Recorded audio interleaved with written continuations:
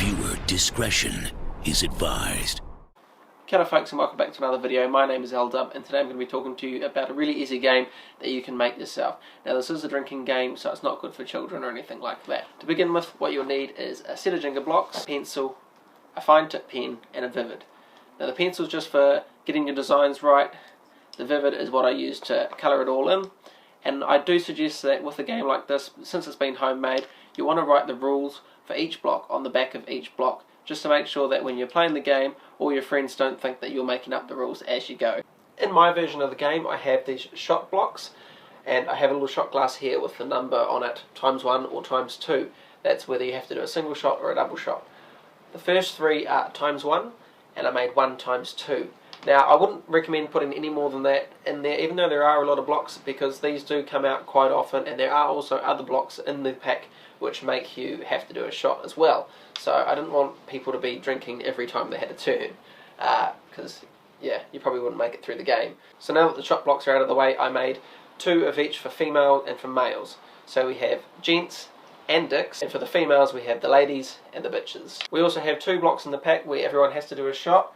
We have the bottoms up and the cheers. To add a little bit of fun to the game, I made a couple of blocks in there which say steering contest on them, and on the back they have an arrow, so you have to do a steering contest with either the person to your left or to your right. Just something a little bit different, makes it a little bit fun. I also put another 2 blocks in the pack which say arm wrestle. Now these have arrows on the back of them, and just like the steering contest ones, you either have to arm wrestle the person on your left or your right. I also made 2 blocks with this little hand symbol on it and some arrows circulating around it. Now if you pull out one of these, it means that you have to use your opposite hand, so if you're right hand dominant you have to use your left hand for the rest of the game. In the case that you do pull out a second one of these bricks, so you can switch back to being right-handed for the rest of the game after that.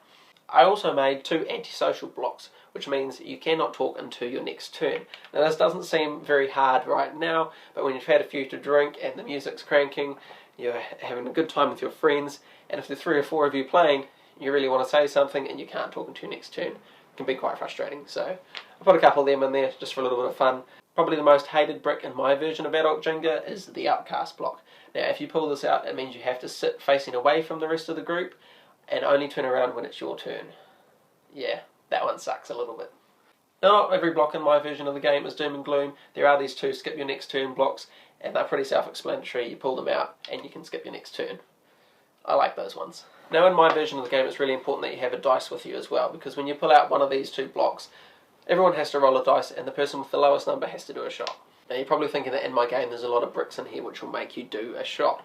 So I did want to make a protection brick, and when you pull it out you don't put it on top of the pack, you put it beside you. So if you are nominated to do another shot, or you pull out one of those shot blocks, you can use your protection card.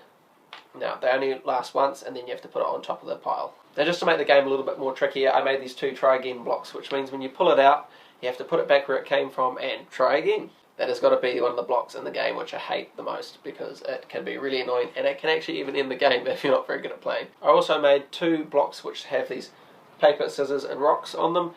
When you do that you can choose someone to do paper, scissors, rock with, and the loser has to do a shot. Now sort of like the try again blocks, I also made these back-to-back blocks, so when you pull out one of these you have to pull another block out straight away afterwards, doubling your chances of knocking the tower over. It is a little bit annoying also, but it does make the game a lot more fun.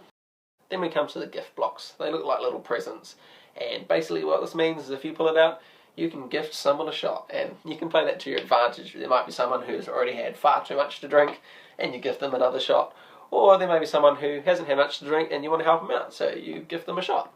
There's also the chicken dance block, which means you have to get up and do a chicken dance. Now you have to do your chicken dance for at least 30 seconds, and this gives us all a great opportunity to laugh at you.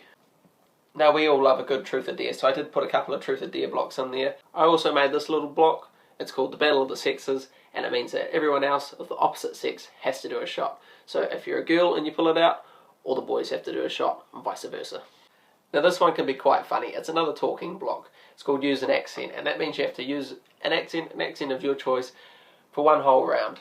If you get someone doing Indian or Irish or something and they are terrible at accents, it can be absolutely hilarious. So I like that one. There are 2 blocks in the pack called nose goes, and that means as soon as you see this you have to put your finger on your nose. The last person to do so has to do a shot. My problem with these blocks though is I made the edges of them this sort of black shape with the pattern on them, And people started to realise after playing a couple of rounds of the game that as soon as they saw that, they had to put their finger on their nose.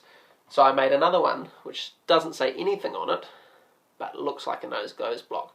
Now, if you put your finger on your nose when you see this one coming out, and when it comes all the way out it doesn't say nose goes, you're in big trouble. Now, two of my favourite blocks in the game are these name Jenny ones. What you do is you decide a new name for yourself, and everyone in the group does the same thing.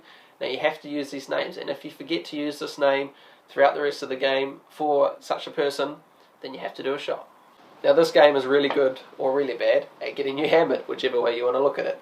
So it's important that you put a drink water block in there so that if someone pulls this out, they have to have a glass of water. This is another block which you don't want to get yourself. It's called Drinks Wench, and that means you have to pour the drinks for everyone else for the rest of the game.